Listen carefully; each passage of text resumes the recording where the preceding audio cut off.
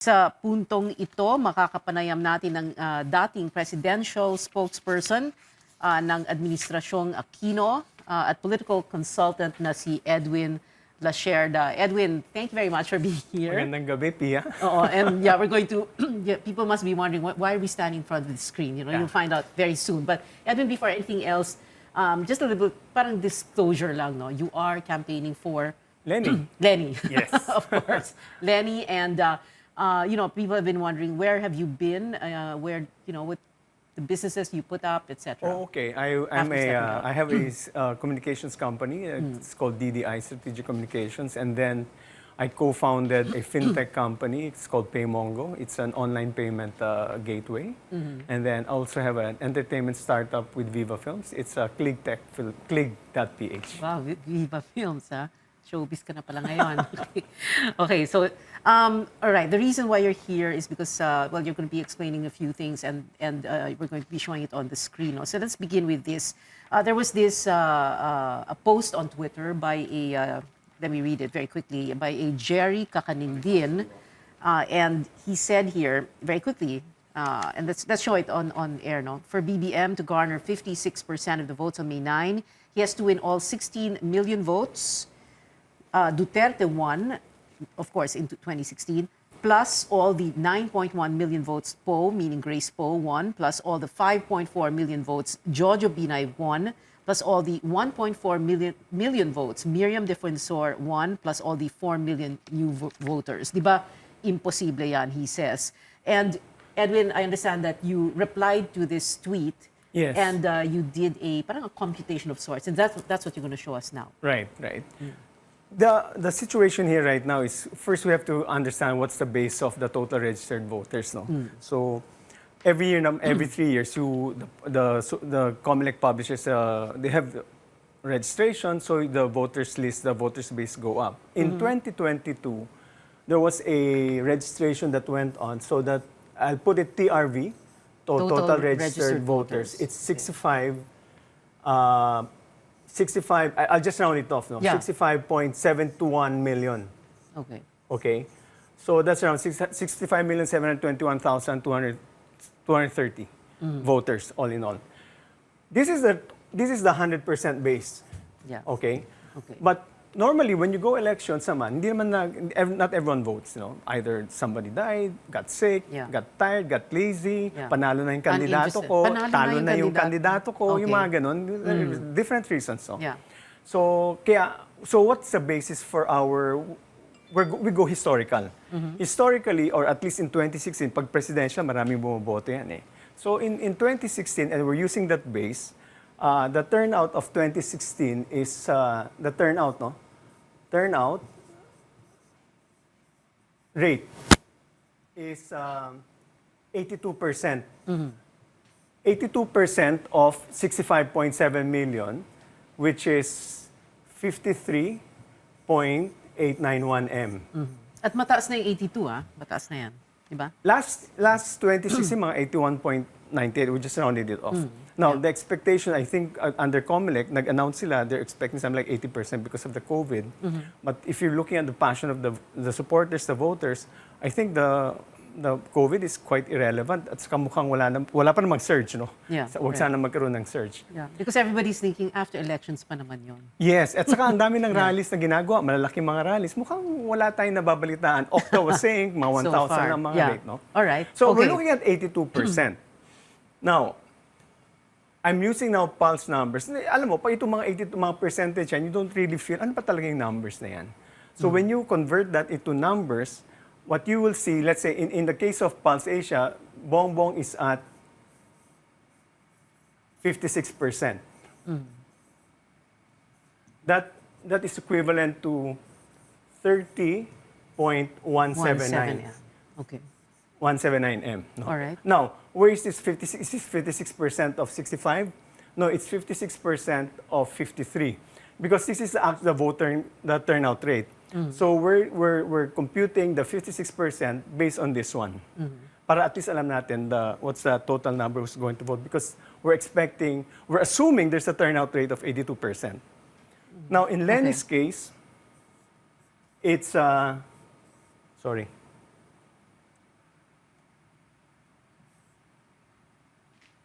Oops. Yan. Yeah, wait. Let's Yan, go yan. back here. Okay. Yan, yan. Sige, sige. In Lenny's case, she is at 23%, which is equivalent to 12.395 M. Yeah. Again, for the viewers, itong 56 and 23 is from yung Pulse, latest Pulse. Let's Okay. put it here Pulse na lang, Asia. Pulse. Oo. Pulse Okay. numbers to, ha? Yeah. And then, medyo similar yung Okta research anyway. But, Okay. Okay. Yung So, sinasabi ni Jerry na, because in 2016, ang total votes ni Digong, ni Miriam, Binay, Miriam, Grace, was around 32 32 million. So, Okay. theoretically, kayang pumasok dyan. All right. Now, even then, you don't need to hit 56% to win. At least in the case of Bongbong, what he needs to do is to just get 39%. Why 39%? Because that's the conventional percentage of winning the presidency. In the case of Gloria, in the case of Digong, in the case of Erap, it was at 39%. Yeah. The only two exceptions were President Ramos, Who was a at 23%. 23%. Minority president siya. nga. And In the case Noy of Aquino. Pinoy, of Yeah. Noynoy Aquino, he was at 42%. So Okay. that's why they're saying that if Bongbong wins at this rate, he's going to be the majority president, above 50. Okay. So at So 39%, that's around, wait, let me check my código. 25 point... 21, here. 21.017 M. Hindi, 25.623. Check your código. Hindi ba? No, 25 21 times 82% eh. Okay. 39 times 53.89. Tama. O, 53 per... Oo. Okay, sige. So it's 21. Let me Alright. just ano lang ha. Ang pangit kasi. Teka, wait. Balik tayo Ay, bali. dito. Oo nga pala. Okay. 21.017. 017 million. So Okay. ito pa lang, if you hit this one, this is your magic number. Alright. Ito. If anyone hits 39, more or less, panalo na yan. Now, you're looking at, let's look at the difference between Lenny and Bongbong. The difference is around, let's just move to ano ha. Kay Bongbong, he's at 30.179. Lenny is at 12.395. The difference is around 17 point something, 17.784 or something. Okay. So these are M. Round off to. So what do you need to do? So how much does Lenny need to win? All you need to do, and this is all mathematical computations, you just divide this by 2. Divide by 2. In effect, you divide it. Okay. 8.5 M. Yes, 8.5 M. What's the number? It's, the difference is 8.892. So, 892 M. So, this one, this number, you add to this, that becomes Lenny's vote. Okay? Okay. And then, that number also, 8.892, you deduct from Bongbong's vote. Yeah. If you do that equally, they end up around 21.287. Okay. And this is roughly 39.5% for both of them. Yeah. So they're tied. So all you have to do is to, ilan pa ba ang sobra mo? You've got 22, because you add these two, 39, 39, or let's say 39% lang, no? Let's say it's 39%. So if you add it to, that's 78 already. Okay. Pero ang tanong ngayon is, okay, 3 days before the elections, kaya pa ba? Enough na ba? Sapat na ba yung ginawa? You have house-to-house of the Lenny campaign. You have these flash mobs in shopping malls. You have these very active supporters on social media. Maingay sila doon. Panay ang banat sa Marcos campaign. Is that enough? You know, there's like we said, you know, social media. Makakahabol pa ba? Well, that's the challenge nga right now. I mean, I think they're very realistic. Number one, for some who are really into the survey numbers, talagang kayod talaga. Because, you know, it looks like malayo ang agwat. Yeah. But yung kaya all out ng mga volunteers natin, they go house to house hoping to convert. And this house has been ongoing for some time na. And the rallies, malalaking rallies sila, hoping to accept more conversions, do more conversions. No? And that's why we don't know kung kaya pa, but everyone's trying their best. Yeah, but the issue about surveys and some supporters of certain candidates, some Lenny supporters have said they don't believe in the surveys. They'd Correct. rather go Google Trends, for example, no? And what we're using here as basis is the pulse Correct. survey numbers. The Google Trends is a new form of pollcasting, although Google Trends themselves would say in their FAQ, we don't do pollcasting.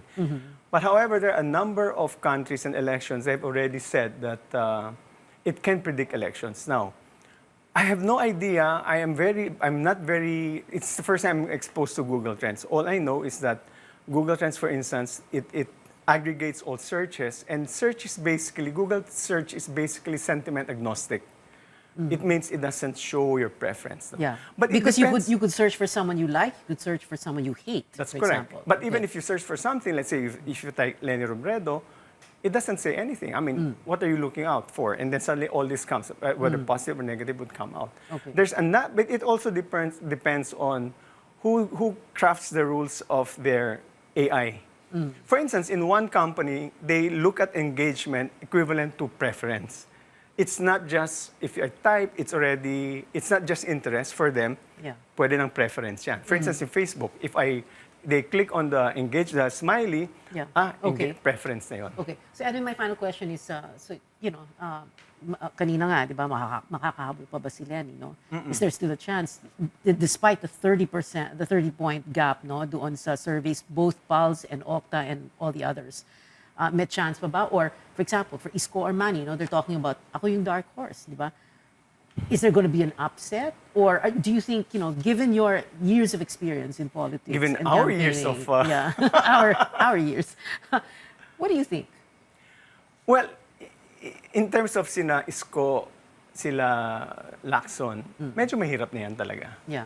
Now, in the case of, this is something quite different because, in spite of the gap, you still see the supporters very passionate. They still do a lot of house to house. So this isn't the same as in the previous elections.